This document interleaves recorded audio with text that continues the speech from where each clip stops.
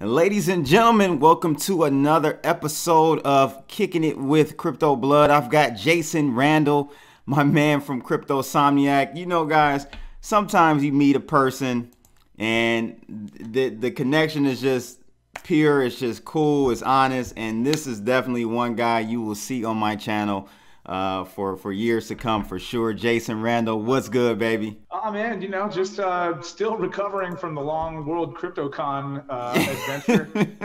Good Lord, man. I come out of payroll and HR sales, right? And so I've done conference life and gone to Vegas even for conferences, but man, nothing like that. It was like, get up at 8, be at the conference by 9, go try to see all this stuff. I was largely stuck in the Monarch booth for quite a bit of it, but yeah, I saw you down there. Try to get everything in, and then by the time it's over, go network over scotch. Yep.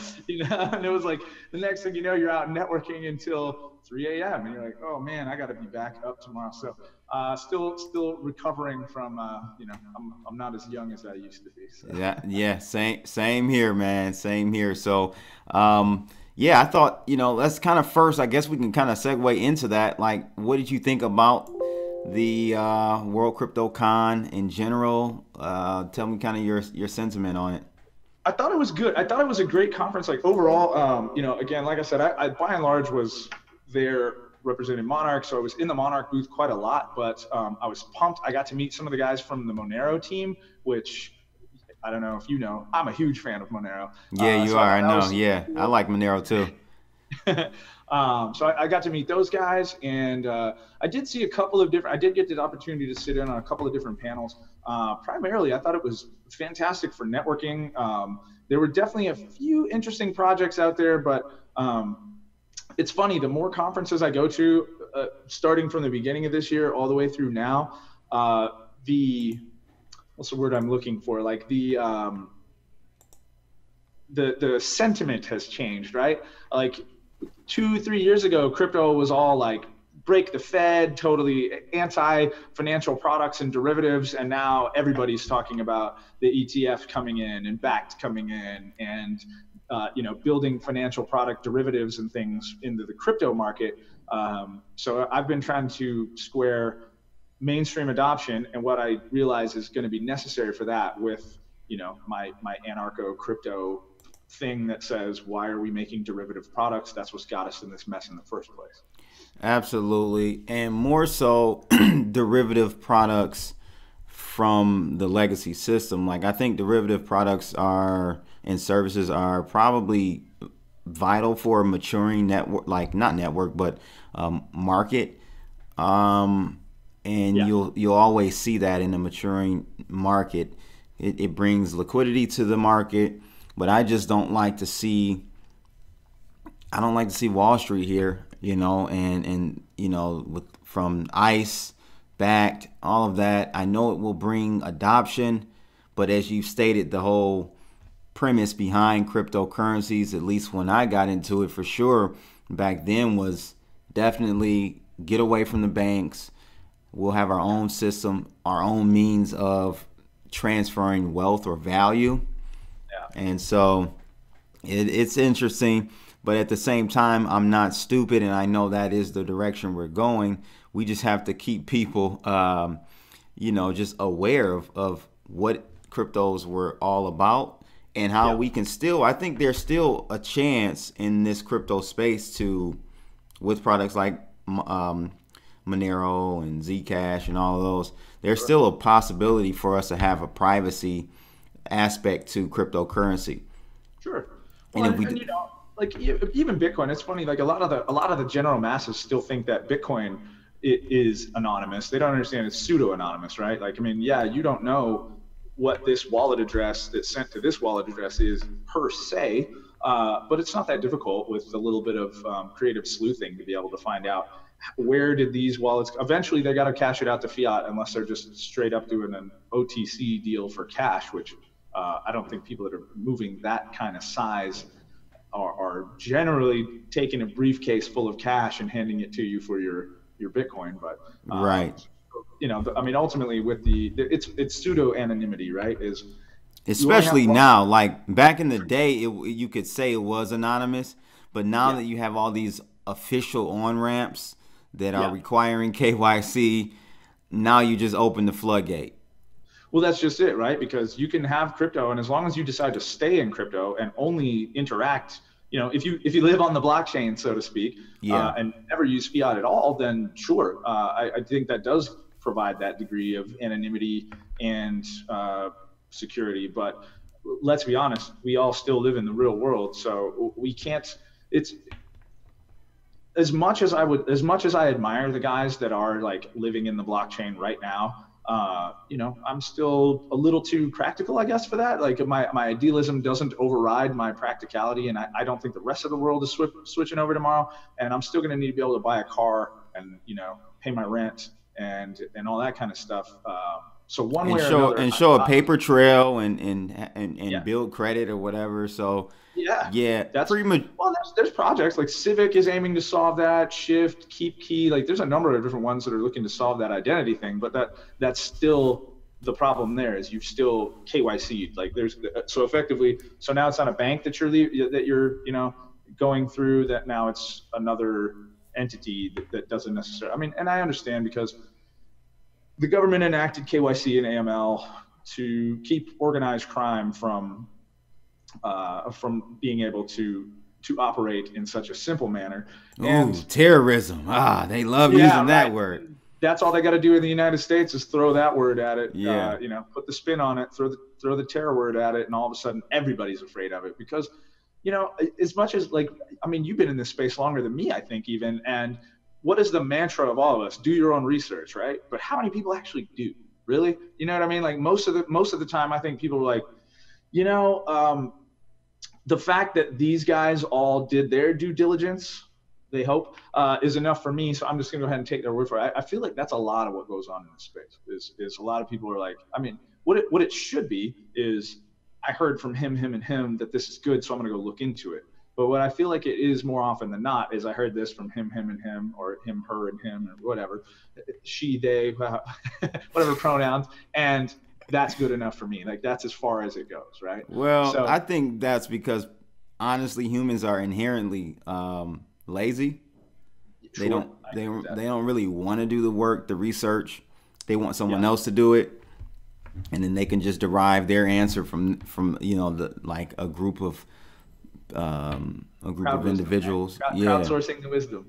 Yeah, there you go. So that's why we have that, and that's why we're in the scenario we are today with the Federal Reserve, and we just allow them because we're lazy. We don't want to really take the time to stand up to these organizations, and if that behavior doesn't change, we'll end up in the same scenario here in the crypto space.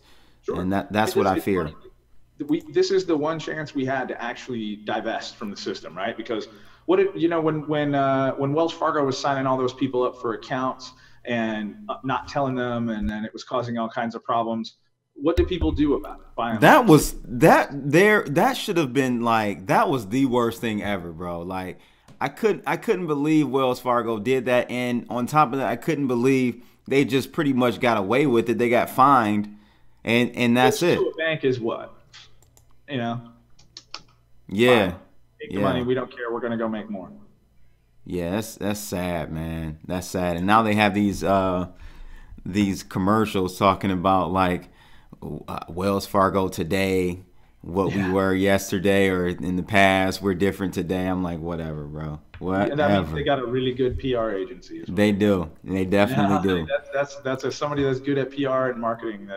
They were like, boy, we've tarnished our brand. How are we going to fix this? Yeah. So just really briefly on my points or my feelings about the World CryptoCon, I thought it was a great venue, a great place. The Aria Hotel was amazing. And again, I think overall was great. What I want to see in the future are lower prices. Yes. Because can we stop with that, right? I mean, every conference is $2,500 for a ticket.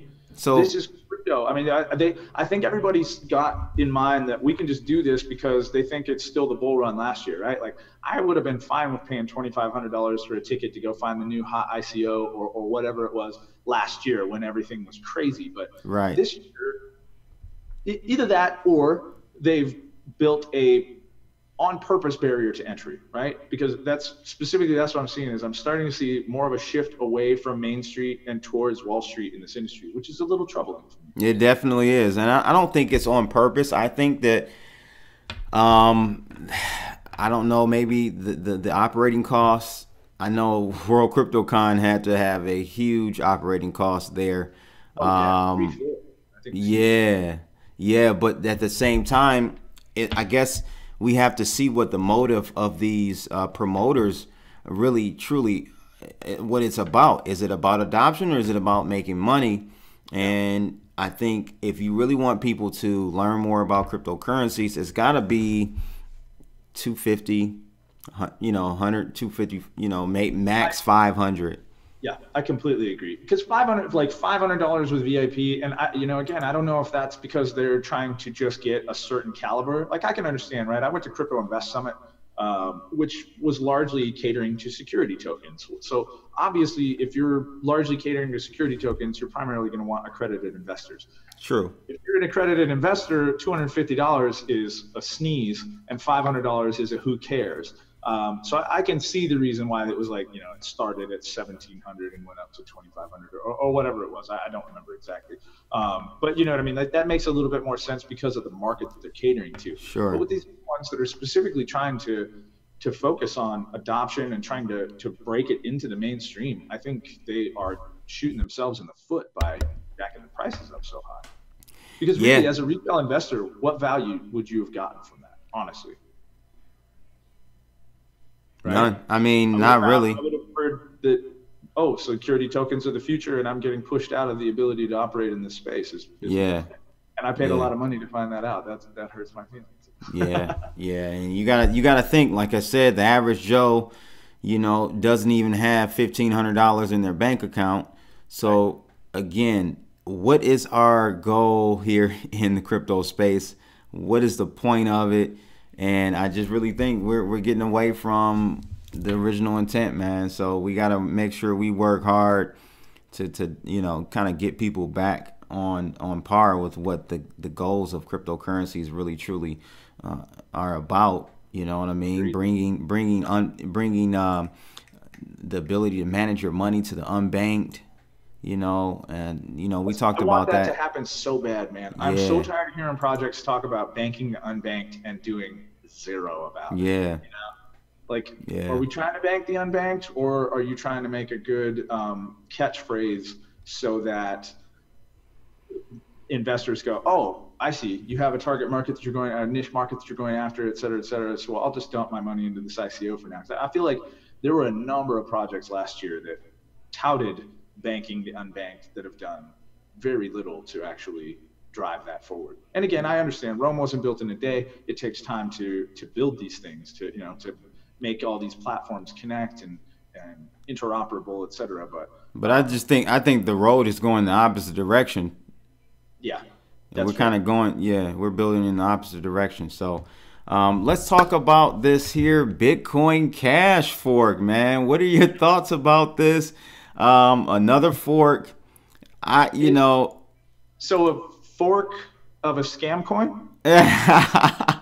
That's my opinion. I think Bitcoin Cash, every time, listen, man, I want to like Bitcoin Cash, right? The idea of like Bitcoin is no longer following Satoshi's vision, so we're going to try to make it follow Satoshi's vision. Like that sounds great, right? It sounds really good on paper. But I think you should have called it something else. You shouldn't have called it Bitcoin. But it's a decentralized environment. You can do whatever you want, right? It's true. But it feels cheap to me, right? It would be like me starting cryptobloody.com or whatever. It's like, you just took that branding and went and did something totally different. And, Roger Ver always hammers the point home, like, doesn't mean you can't use it as cash, doesn't mean, you're right. But they're way too heavily involved with Bitmain, who scares me, frankly. You know, I think they are bad for the industry overall. So I know they're heavily involved with Bitmain. And then, yeah, what is the point of this fork even? Just to help, it feels to me like another ploy to help run up the price of Bitcoin Cash in advance of the Bitmain IPO, so that Bitmain can get their IPO, basically collect back on their bags and then just cash out. Well, I think this fork is actually kind of prompted by Craig Wright, Craig Wright, Dr. Craig Wright. Really? Okay. Yeah, the Bitcoin SV is the fork that's coming up, and he's a scam himself, in my opinion. So you guys, it's just like, me personally, I don't really have, the only issue I have with Bitcoin Cash is the way that Roger Ver represents it, the way that Roger Ver tries to counteract and bring counterpoints to his defense as far as why Bitcoin Cash is the real Bitcoin. His approach is just totally, I hate it, man. I really do. It's annoying, but to me, he just hammers that same point no matter what, right? Like the conversation could have veered off down another path, and he automatically hammers it back to that. Doesn't mean Bitcoin Cash can't be used as cash. I'm like, dude, we're not even talking about that anymore. We never disagree with that, and we're on the next subject. But he's really weird about how he conducts his debates, man. It's annoying as hell. So me personally, again, I don't think Bitcoin Cash is going anywhere, especially that it's on Coinbase. I don't see it going anywhere. People just buy it. Will it ever reach parity with Bitcoin? Probably not. I think it's just a delusion. And I don't mean a delusion. I mean a dilution. Dilution, right? Yeah. So I think ultimately any other project that's got the Bitcoin name on it that's not Bitcoin is basically just a dilution of the market, right? We're going to continue to fractionate the one currency that has the best shot, and as we pull more miners out and they start to go to other mining operations, and as we, you know, because like you said, I mean, people are largely somewhat lazy, and I would also add to that self-interested, right? I think it's natural. That's part of the human condition, the animal that we are, is we're all self-interested. So I think you would start to see, you know, oh, now it's Bitcoin private, now it's Bitcoin diamond, now it's Bitcoin whatever, and through that we're further and further just peeling miners off of the Bitcoin blockchain to go mine some shitcoin, you know, side fork of it, and all the while Bitmain continues to acquire more and more hashing power for Bitcoin, and that is centralization, which is bad. Very bad, very bad. And I also think this Bitcoin fork that Craig Wright is doing is not going to make any real traction in the space. It's just another fork. Again, selfish interest, and I just don't see it happening. They've got a couple of mining pools that are on board, but it's not going to happen. It's not going to gain any traction. That's ultimately it. You want to know what I really think is going to happen with it?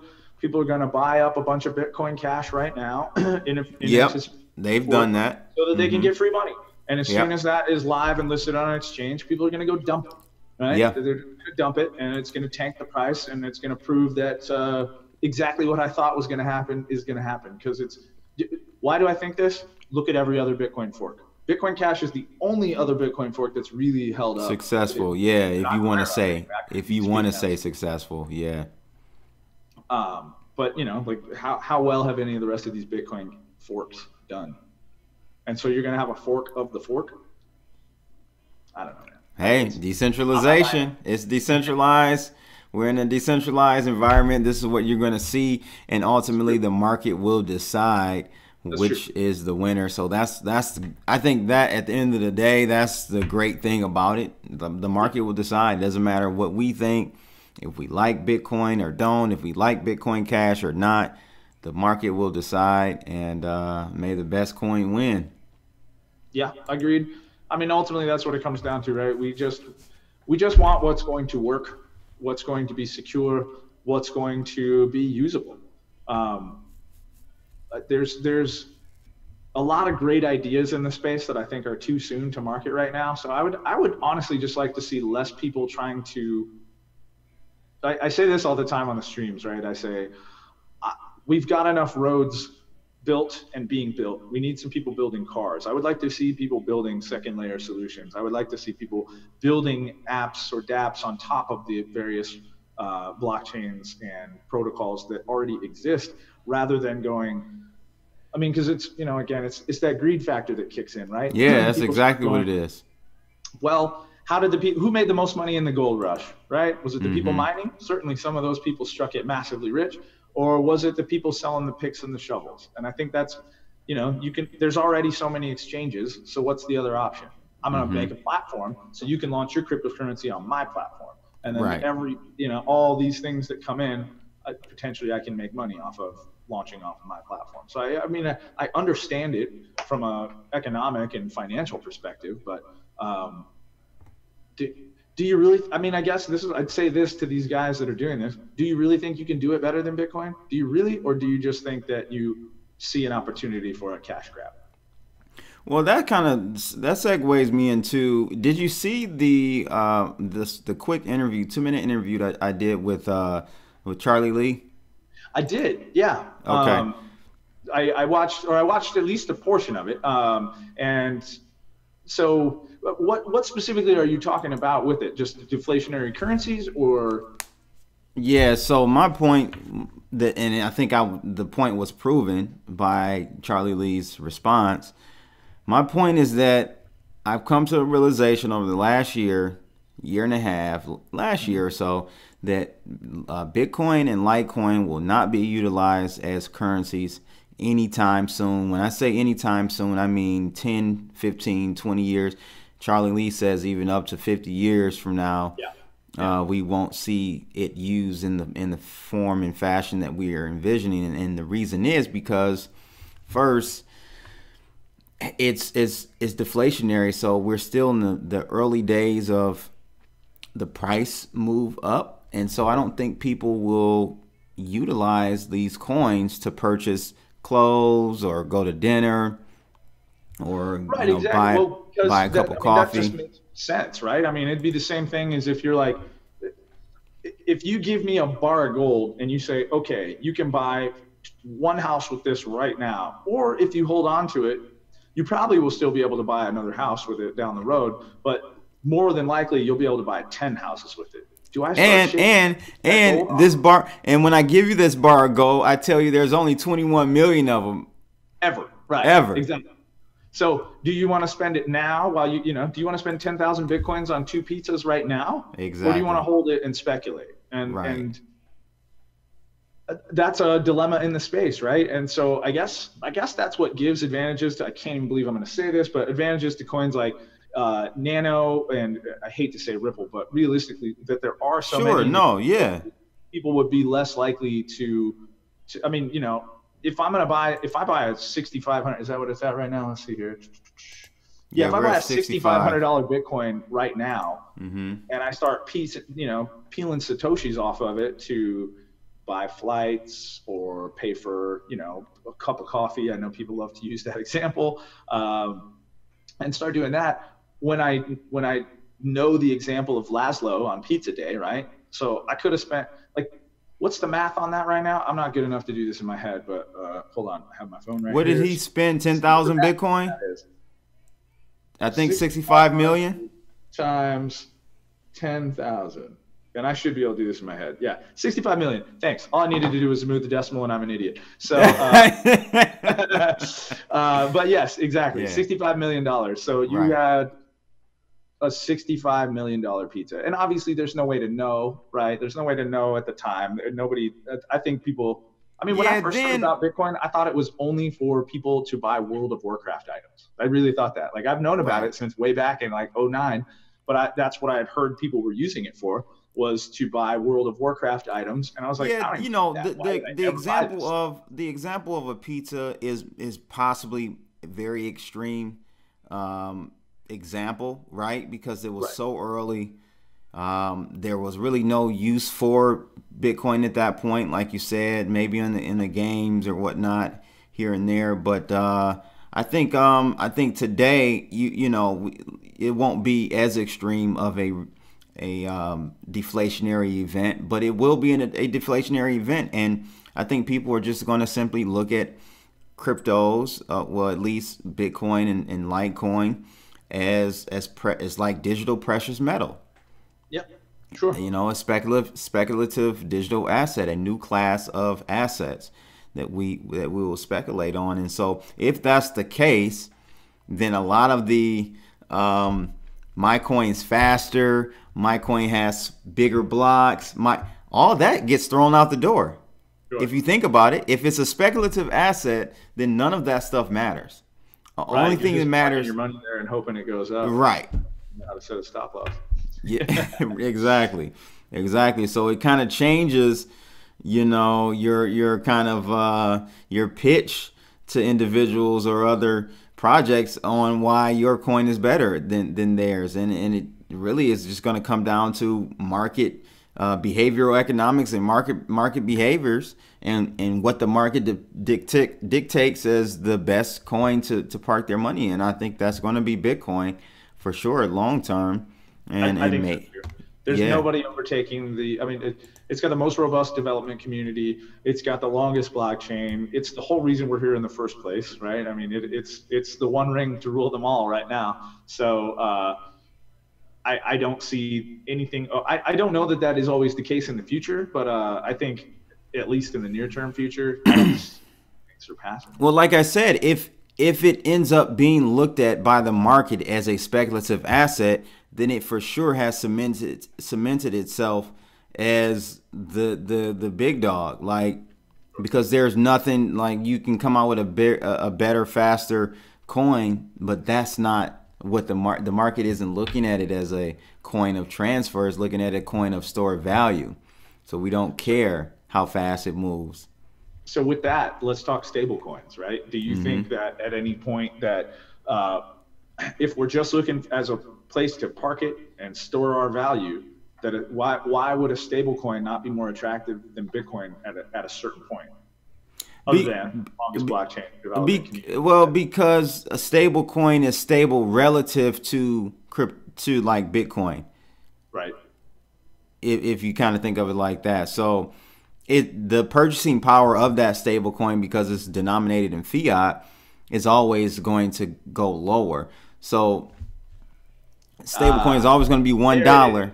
Yeah, the stable coin is always going to be $1, but Bitcoin will always continue to head higher, if that makes sense. Or I guess you can look at it the reverse.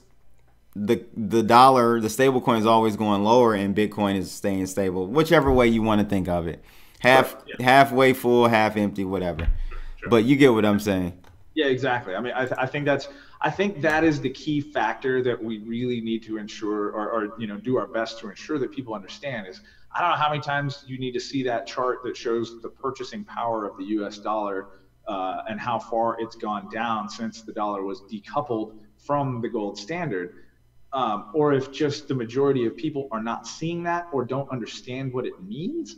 But I don't know how many times it takes you to see that and be like, yeah, that seems like a sound investment. Right. Yeah. So yeah, I agree. And I think stable coins are great, because that means if I get paid for a project or something in the crypto space, pay me in crypto, pay me in Bitcoin, pay me in Litecoin. And then if I need to spend some money, I'll just convert it into a stable coin, USDC or USDT, whatever your flavor is, and I'll spend that, at the local store and not have to worry about replacing it. Yeah, and that's something I talk about with people all the time, because they're like, oh, well, if I buy some Bitcoin and I spend some Bitcoin, I'm like, then just buy some more Bitcoin, right? But ultimately, I think you nailed it right there, is because why would I buy some Bitcoin and spend it and then reacquire? Because the Bitcoin that I bought before that I spent was probably, depending on when I bought it, cheaper than the Bitcoin that I would go pay for today. Not only that, you're spending more money for the goods and services you're purchasing, because you've got that, you've got. Yeah. So and exchange rate and network fees, right? That's what I'm saying. So that cup of coffee, if you do it the way that people rebuttal to me is, well, I'll spend Bitcoin and then replace it with I'll replace it. Well, that cup of coffee that was $4 just turned into like $9. Are you really going to do that every time you buy a cup of coffee? It's just not sound economics, right? So that's why I say, like, the coins, like, I just use Nano. Listen, I'm not even a huge supporter of Nano. I just use Nano because I've seen how fast it works, right? So why aren't you a supporter of Nano? What's that? Why aren't you a supporter of Nano? Oh, it's not that I'm not a supporter of Nano. I'm just not I'm a fan of Monero, right? I'm a fan of Bitcoin. I don't hold any Nano. I've never held any Nano, but I do appreciate it. Right, I guess that would be the way I say it. Is like I haven't invested in it at all, but I do understand. Like, it's quick. Its transaction times are insanely quick. So that would give a better use for a payment coin, or even I hate to say it, Ripple, Stellar, one of those. Just because there are such a high circulating supply, I'm going to feel a lot less bad about that, and less network transaction fees, et cetera, et cetera. So I think there's room for some of these currencies when we're talking about, I have a faster block time, but I think at that point it's going to find out which one has the best liquidity on exchanges. Because ultimately, if we are holding the money in Bitcoin, if Bitcoin is the bank account, so to speak, exactly, a little piece of it to be able to transact, to put some dollars in my wallet, if you will, then what would those dollars be? Is it going to be a payment coin, or is it going to be, I think it's stable. I think it's going to be a stable coin. Yeah. And a lot of these altcoins, not tokens, but altcoins are going to just like fade away, man. Because you got to think, the new people coming into the space, they understand what a dollar is. They understand what a ruble is. They understand what a pound is. So if they have an e-pound, an e-ruble, an e-dollar, or whatever, they're just going to be comfortable spending those. And it's going to be as fast as any Nano or any Digibyte or anything like that. So therein lies a little bit of a problem. And this is where it's going to start to, ultimately do you want, you did a show with Cliff High once, right? He's a little out there, but he has some very valid points. He was the first person that I heard start talking about Fed coin, right? They pillage Social Security and rip that all down, which they are doing right now as we speak, right out from under our noses. We're paying that's just getting pillaged right now, to the point that very likely by the time we get there, there's no Social Security for you and I, right? I just don't think so. But so what's the Fed's play, right? Because they've already manipulated the interest rates and printed so many more dollars, and at a certain point, you can't do too much more there without going over the edge of the cliff. So what's the move? You issue Fed coin. And you say, okay, we don't have any Social Security, we don't have any of this, but we're going to issue this token, and there's only so many of them ever, or not. Maybe they make it an inflationary currency or whatever. But ultimately, that's terrifying, right? Because then there goes with that. I guarantee, as soon as they did that, they would eliminate cash. They would make cash illegal, right? And then from there, they know everywhere your money goes. So I know people are often like, well, if you have nothing to hide, I'm like, yeah, well, I don't want the time that I made a bad decision in my 20s and had to go to the clinic to get some penicillin on my public record, right? Right. And, I'm just using that as example. But you know what I'm saying? Or me and my friends went to Vegas and made some really bad decisions, and we all got arrested and had to get bailed out of jail. I don't want them to be able to, because think about how often people do a credit check to get a job, right? If you're trying to apply for employment, they're going to go creep on your social media. They're going to look at your LinkedIn. They're going to look at all the traditional stuff. But then in addition to that, they're very often running a credit check and a background check. And you can see if I committed a crime on my background check or something like that, and that's fine. But I just think, because I've given you the authorization to do so, right? You're looking for a job, and then I say, okay, go ahead and check my background. But if it's all on a public ledger, I can just I'd find out your wallet address, and I can find out everything that you spent your money on in the last 20 years, 30 years, or whatever the time frame is. That's scary. Yeah, it definitely is. And I don't know what to tell you about that. I mean, that's a possibility, man. I personally, though, I think that this may shock you, but I think when it gets real nasty out there in the global markets, maybe 2-3 years from now, when there's just panic everywhere, pandemonium, I think you're going to start seeing some of these sovereign countries back their dollar, whatever fiat dollar they have, either a portion of it or all of it by Bitcoin. Man, I hope so. That would be, and I'm an American, right? So I shouldn't be super excited about America not being the one world power, I guess. But also I'm not one of those, like, I only need to be so rich. You know what I mean? Like, I'm not one of these dudes that's like, I need to have the billions so that I can sway the way the world goes. That's just not in me. But I want to be comfortable. Right. But yeah, I think I've lost my point is what I think. Yeah, I mean, I just think that that's probably more of a realistic step for some of these sovereign countries to either partially back their fiat currency, back it by Bitcoin, or do a full backing, which I don't think they would do, but I would like to see a partial back, right? Because right now, so many world currencies are dollar backed, right? That's part of what gives the dollar its value, which is hilarious considering how indebted we are as a nation. It doesn't even have value itself, right? Yeah. So really, a lot, like I always say, what gives U.S. dollar value right now? Violence. Yep. Bullets. Oil.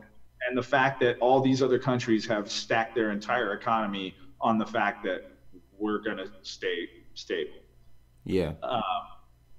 And so I wouldn't mind, like, I think that would take a lot of the power, like, I mean, realistically right now, like, most countries do what we say because our military overpowers any other single military in the world by a significant margin, right? Absolutely. If we're all ganged up, America's getting its ass kicked. But any one nation, I think we've got the force to be able to do it. That's not necessarily the world I want to live in, where it's like we have the force and so we're going to go be bullies, right? I'm not into we don't need cons. We need, I think it needs to be more like the Gentle Giant, where it's just like, hey, we see that you're clearly capable of this, but you're not going around flexing it, right? And I feel like, especially I'm trying to not get too far into politics for this conversation, but with the direction that the country has gone recently, I feel like we are dangerously close to being the nation that's going out and bullying people, right? And flexing our military muscle and being like, do what we say or else. And I'm really afraid that would happen with, if smaller nations. I mean, it's already happening. It's been happening for decades now. I know, but how many more? If all of a sudden Malta, Cyprus, Venezuela, Greece, and any of these other nations that are, I guess Malta's not really struggling, but they're obviously pro crypto. But any of these other nations that are struggling with their fiat system are all just like, yeah, you know what? We decided to divest. We don't really support your policies or the way you're going. And, well, it's funny you say that. Yesterday, I just put out a video. I was talking about de-dollarization, and there's an RT video that was posted maybe over the weekend, and Russia's they came out, they're saying, they're slowing down on buying bonds. And then there was it was a Muslim country. I can't remember which one it was now, but they're all starting, Turkey, they're all starting to slow down on purchasing dollars because they see the side effects of relying on dollars, and it's killing them. Sure. Their loans are in dollars, so whenever the dollar gets stronger, they have to pay. You're giving away sovereignty, effectively. Yeah. Yep. As a sovereign nation, you're giving away sovereignty by backing your economy with the U.S. dollar, because then you sort of look at Greece. Look what happened to Greece. Into your stockholders. Yeah. Yeah, man. I totally agree. And just to kind of reiterate, I think first these are the phases I see with crypto integrating with sovereign countries and their monetary policy and stuff. I see them first going out, creating their own coin. Sure. That's the natural progression because they don't want to be, you know, kind of tied down to a decentralized monetary system. So they're going to create their own coins like we saw with the petro, like we see in, I think Iran is attempting to do that. Yep. A few years ago, I did recall a program that Canada was doing as well. They're looking into their own cryptocurrency. That's gonna be probably the next 10 years, 15-ish years, and then when it really gets bad and they have nothing left to do, they're going to back it by a digital currency and maybe gold, maybe a basket of precious metals and digital currencies. That's my take.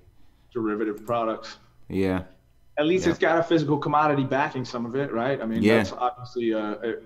I did a review on and it was a sponsored review, but I did a review on a token a while back that was specifically what they were doing. Is the token was to purchase a basket of metals, was what they called it. So you would they were looking into what they called like future-proof metals. So they were trying to invest in like coltan, cobalt, nickel, cadmium, and then obviously they also had bundled in gold, silver, platinum just for stability metals. So I thought it was an interesting idea because ultimately, like, if the company goes out of business, these assets are all held in segregation. You could actually go take possession of your metal if you want, which I thought was pretty unique in the space. Cool. Yeah, we'll see what happens with that. But let's talk about EOS, man. That you wanted to bring that up. White Block just did a crazy report on EOS, saying it's not a blockchain. Man, that's so much fun. I don't even know where to start.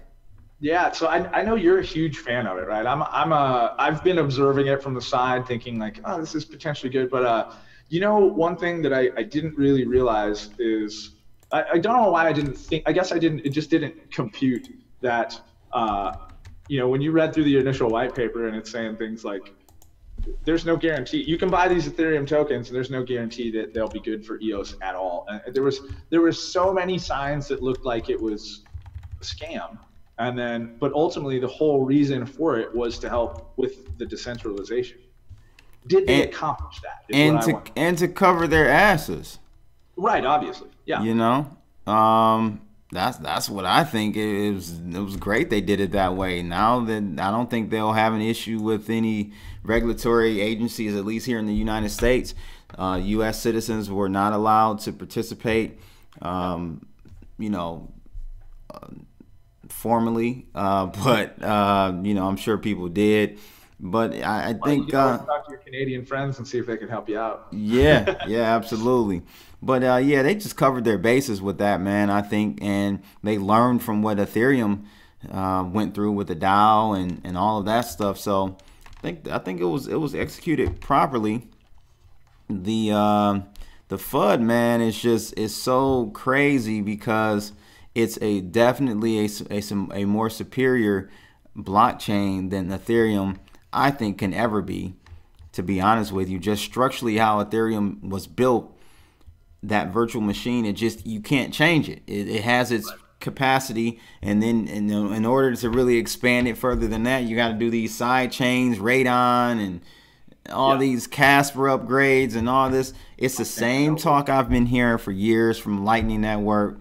They're doing the same thing with Ethereum. See, you can fool some people that may be new to this game, but I've been around the block. I've heard Lightning Network is here in 18 months for 18 years. Where is it? Yeah, I've been hearing about Lightning Network literally as long as I've been in the space. Like, yeah. You know, like, where is it? And it's not to say, you know, things don't take time and you don't have delays in your projects. That's actually normal in software development. Sure. The problem is not the delay, to be honest with you. I know I just kind of highlighted that. The problem is the complexity of what they're trying to do. Is so big and opens up so many vulnerabilities, and actually, to me, creates more centralization, because who's going to sit and stake, you know, I don't know, X amount of Bitcoin to have a node run, when most people are going to route through bigger corporations that have nodes running? Well, and I also like the whole sidechain solution thing. While I do see it as a viable solution, I don't necessarily like it, right? I don't want to lock up 10 Bitcoin in a wallet that's only, like it's, again, it's a custodial solution, right? Like it's the same thing Yep. as leaving all of my crypto on the exchanges. Like, yes, it's more liquid that way. It's easier to access, but you go shut down Binance or, hit BTC or whatever. I don't trade on hit BTC, but if you go shut it down. If I've got it parked there, I'm SOL. My money's Yep. gone. Yeah. Yeah. Now, I that mean, I EOS am trade critical. portfolio. I am critical of EOS, and it's not really EOS's problem. It's just the way that many of the block producers spun up their nodes. Having many of them are still on AWS. That is a point of failure for Yep. sure.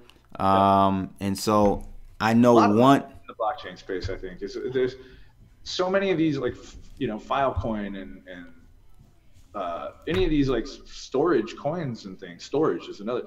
They're all still the servers that they're using are still the systems that we're trying to divest from. Mm-hmm. Which is So I agree, and there are a few. One BP I know, EOS Tribe out of Dallas. They're active. One of the active 21 BPs I've had. Well, I forgot his name. I've had him on my show. They're not on AWS. They're fully, kind of separated from the cloud. Yeah, and they're doing their own thing. They've got a facility and all of that. I think that needs to happen more.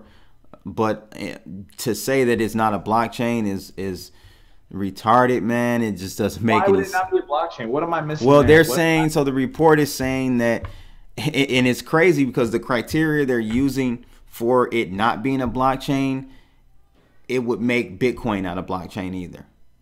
So they're talking Okay. about transactions not being encrypted. It's more of a technical reason, and therefore it's not a blockchain. Well, it is. It doesn't have to be encrypted. It's what they call deterministic finality. Right. So you don't. It's a totally different way of doing it. And this white block company is totally with Ethereum Foundation. They come out with this scathing report saying that EOS is not a blockchain, and it's just crazy. And they're saying it only does 240 transactions per second. That's a lie. In real life, how is that even possible with delegated proof of stake? That's the reason that it works faster. And this is because you've already. Well, they said they tested it in their test environment. It could only do up to 250, but in real life, it's done up to 4,000 transactions a second. So I don't know what they're talking about, but I like EOS. No blockchain is perfect. I think the governance side of EOS is going to be a huge challenge. I don't know how you pull off governance. Talk about that, because that's the thing that scares me about EOS is like Binance holds a pretty significant amount of EOS, and that they're using it. Or I'm sorry, not Binance. KuCoin. Wait, KuCoin? Jeez. Now I'm going to be speaking out of school. I think it was. Is it KuCoin. Bitfinex? Or was it? It was a Korean exchange, if I recall. But they were effectively using user funds to vote on block producers. Binance was. Maybe okay. What was a Binance then? Yeah, it was speculated that they were. I don't think it was ever proven. No hard evidence on it. All right, fair enough. Yeah, I don't think it was, but it was speculated that that was the case, and it could have been. It definitely, and that was a violation of the Constitution. Stake in general is just if somehow block producers are colluding, there's a lot less of them that have to collude than in a proof of work network. There are a lot less. However, the shift to bump one of the 190 other BPs up and replace one of the 21 is like that. Unlike if we had a collusion with Bitcoin, right? It would be a huge disruption.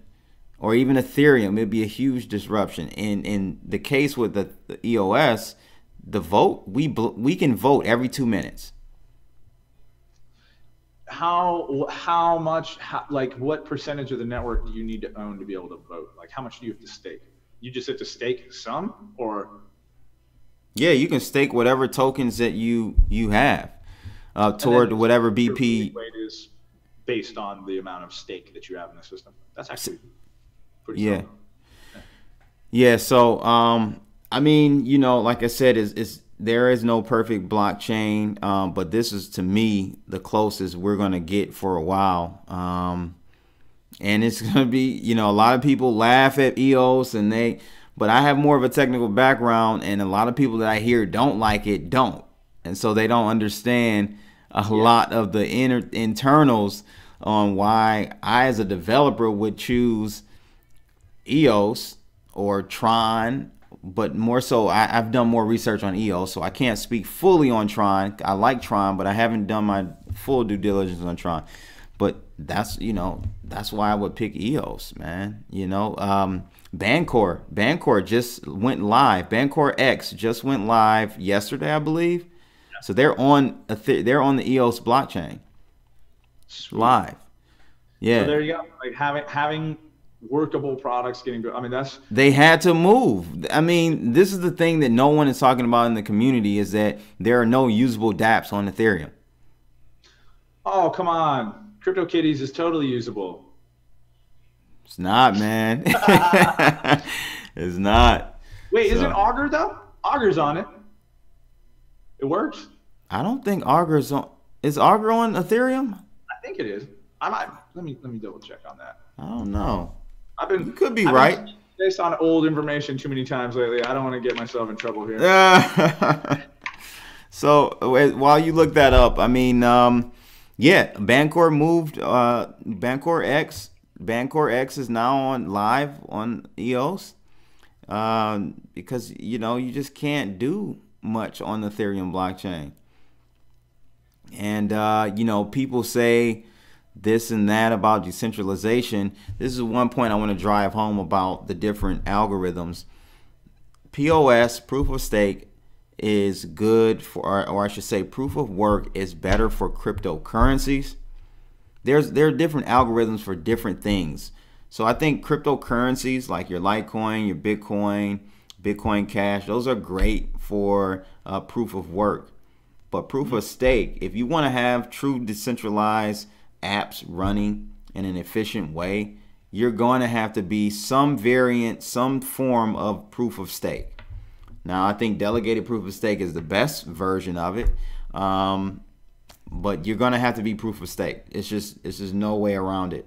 No way around it. Well, and for energy consumption as well. Oh, and just to get back to it, Augur migrated in July, so they are no longer USDT. That's what I thought. Yeah, I thought they migrated. I was like, wait a sec. Yeah. Yeah, so, yeah, I wonder why they migrated. Right. So, yeah, what is, again, this is exactly what I say. We've got enough people building roads. We need some people building cars. Yeah. We can't get to the destination where, like, with it, you know, we've got it now. There's EOS exists, Ethereum exists, Stellar exists. You know, there's all these tokens that already exist and are there, and people are building things on. We need to see the things that are getting built on them progressing. Right. You know, I think that's ultimately the main key is we need to see.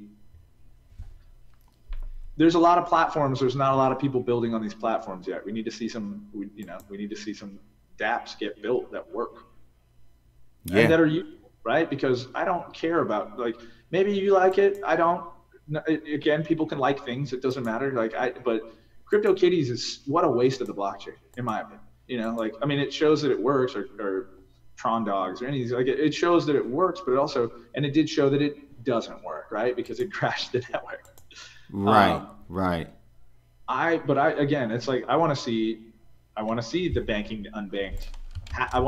Build it, and then go take it to Africa, and then go take it to South America, and go take it to, you know, poor Eastern Bloc Europe countries or whatever. Go take it. I mean, geez, take it to Louisiana, take it to places in America that are struggling. You know what I mean? Like, right. Let's go actually try to bring some of these people into the economic system rather than just saying, this is how we're going to do it. But really what I'm trying to build is a platform to give myself liquidity off of retail investors, because that's what it starts to feel like after a while. Yeah.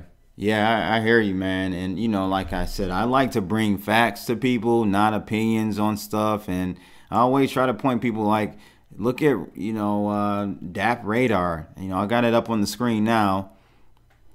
You know, I've got it ordered by transactions in 24 hours. And you'll see here that Dice to Win is an Ethereum DApp and has the highest volume of transactions. It's at 12,000 transactions in 24 hours. That's the most used DApp on the Ethereum network today. That's it. You know, and so if we go over to EOS and I sort, let's see if we can sort that way. BetDice has 980,000 transactions in 24 hours. Wow. Well, so with this, I would say, is that a factor of who they've marketed to, right? Because keep in mind, and I'm going to say some things that are going to be a little bit stereotypical, so I'm just going to preface it with saying, I apologize in advance for saying this. But Ethereum was marketed to everybody, right? Perhaps could it be that these things were marketed, you know, I mean, it's no secret that Asia is big on gambling, right? I can say that without it. You know, no, yeah. Racist, absolutely. Right? Like, I mean, that's what I'm trying to yeah. So that's really what I'm getting to, is like maybe they just did a lot more marketing in markets that were, because it's a betting coin, right? I mean, that's bet dice. Well, the problem is, I think that, you know, the whole betting thing has been big. Actually, in crypto, doing gambling apps and stuff has been around for, man, since I got into crypto. It wasn't any, it wasn't any like user interface thing. What I would do is you would go to a website that had different dice addresses, and I would just send like a little Bitcoin over to the address, and maybe 5-6 minutes later, if I hit, I would get money back. I would get my funds that I sent plus the winning bet. So it's been around. Like, gambling has been in this space for a long time. So I just think that you don't see that on Ethereum, because you can't do a successful gambling game on Ethereum. It's just too slow. Right. I was gonna say there's just not. It's just too slow to match it. So yeah, that makes sense. Yeah. But we'll see, man. Only time will tell. I just think they have the best opportunity to be successful just because of the number of major players invested in it. You know, from Mike Novogratz to a lot of these. I think even Andreessen Horowitz is involved somehow in the EOS, and they raise a lot of money as well. So I don't know what they plan on doing with that. Like the highest grossing, or it was $4 billion. Yeah. $4 billion. So again, people say, well, what do they need $4 billion for? I say this: they didn't ask to have $4 billion. The market gave them $4 billion. Right. It's not like they had a gun to anyone's head. The market gave them $4 billion, and that's just what it ended up being in 1 year. So we'll see, man. Well, with that, I mean, here's the thing: is if it is a DAO that's running it, right? I mean, having those funds there to be able to back projects that want to, to help develop projects that want to build in your blockchain, that's not a bad thing. Having full coffers allows you to be able to help projects that you believe are worthwhile to be able to advance. So I agree. It is still a lot of money to raise in an ICO, but like you said. But again, they didn't ask for it. The market gave it to them. Well, but they did leave the ICO open for a really long time, or at least based on last year's They did a year because they wanted to include everyone. They didn't want, because of how 2016 had gone, and then up until 2017, a lot of people got blocked out of many of those wildly successful ICOs. The whales got whitelisted, and you had all these funny games and stuff. So they were like, well, we're going to give you a whole year to get into it. If you don't get in a year, then that's just your So but what do you think about STOs? Let's talk about STOs. I guess this can be kind of the last topic for tonight, man. What? Yeah, I was just saying, I do have a 3 o'clock coming up, so I do have to jump off for that. But so cool. I think it'd be a good last topic. Well, ultimately, I think they're the future. Now, on one side, you know, I think it's solid for the space. That may help bring some of that institutional money in, and you know, I think the real reason we all want institutional money to come in is because we all want our crypto to be worth more money, right? Obviously, that's I want the Bitcoin that I bought last year to be worth more than it was at the beginning of this year. Of course. So we all want that institutional money to come in for that. So I think security token offerings are good for that. But again, it kind of goes against the anarcho crypto guy that was initially attracted to this because you're locking out Main Street. And the only reason that cryptocurrency is a thing at all is because of Main Street, right? So I'm excited to see the projects that are going to help find platforms for STOs, but still are able to raise funds from Main Street, because we don't need to build, like, now that it's finally becoming a more developed financial system, I think it would be a crime to prevent the wealth generation that is potentially there just because, how do I say this? If they really cared that much about the investors not losing their money, then gambling wouldn't be legal at all in the United States. Exactly. That was my point. You know, they would have regulated the prices of classic cars because they're not safe to drive. So, but you could get a classic Mustang for like $500,000 if it's super cherry in the right year and model. You know, so I think they like to dress it up under the illusions of we're looking out for the public's best interest, but what they're really looking out for is the wealthy's best interest. That's right. That's right. From my perspective. Yeah, I agree. So that's my feeling on STOs. Like on the. Do you think they're going to be very popular coming up in 2019? I think so. That's all we're going to see, to be honest with you. I don't think I mean, just based on, you know, I'm no expert, but I do consider myself an industry insider at this point. And just based on everything that I'm seeing, you know, I really do think that STOs are probably all we will see going forward in 2019. Perhaps we'll see some more of these dual token structure types, which I hope so, again, because that, you know, we don't want to lock Main Street out of this market. This is the way. There's going to be a lot of wealth generated from this, and I'm afraid that's why they're trying to lock Main Street out. Again, this is just that's exactly it. That's my conspiracy theorist, you know, kid that grew up being into punk rock and not, you know, Mr. Authority problem. Yeah, and you know, really, you have, you know, I just did this. I covered this as well. The SEC is getting ready to publish plain English guidance on ICOs. Right. So we'll have to see what this looks like, and you know, it's probably going to herd, as you've stated, a lot of people into STOs because they're gonna get full guidance on what is and what's not a security. So well, let's be honest, man. Let's take it from the flip side. You and I are going to start an STO, or, you know, we're gonna start a blockchain project.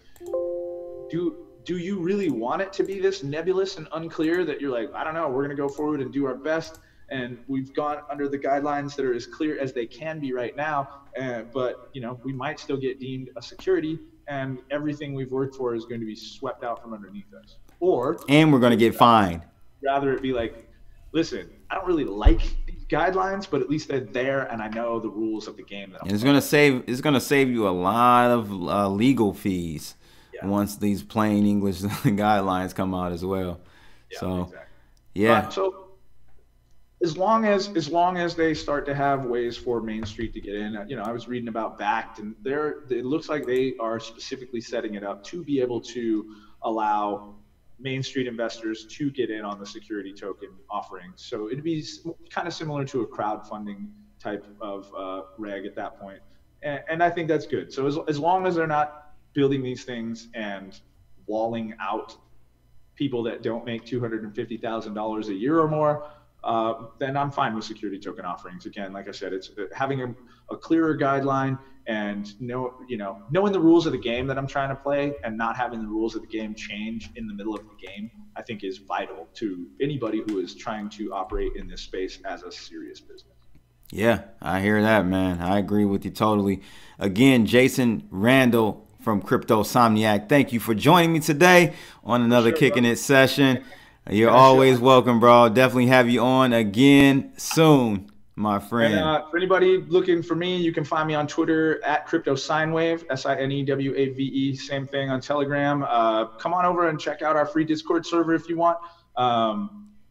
You can go to cryptosomniac.com and click the little rocket button on the top right, and feel free to join our free Discord server if you guys want to come hang out with us. We're in there all the time, chatting and charting. So welcome to join if you like, and we'd love to have you. Sweet. There you have it, people. Thanks again, Jace, for coming on, bro. Blood, thank you, my man. I always enjoy these conversations, man. I'm glad that we connected at the Litecoin Summit, because like you said at the beginning, man, sometimes you just click with people and right away I like this dude. So, yeah, and of course you're welcome back on our show anytime, man. Yeah, I had a great time over there, man. So I'll have to definitely come back on with you guys and talk trader talk. We're gonna up that show to twice a week now. So okay. Because there's been so many good opportunities for collaborators at this point now. So yeah, we want to up that to twice a week. So we will definitely have.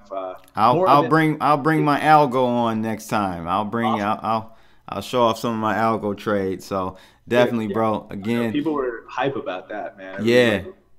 Right. Awesome. All right, bro. Peace out. Well, hey, man, this has been great. Thanks for having me on, and we'll talk with you soon. All right. Holla. All right. Keep your stop losses tight.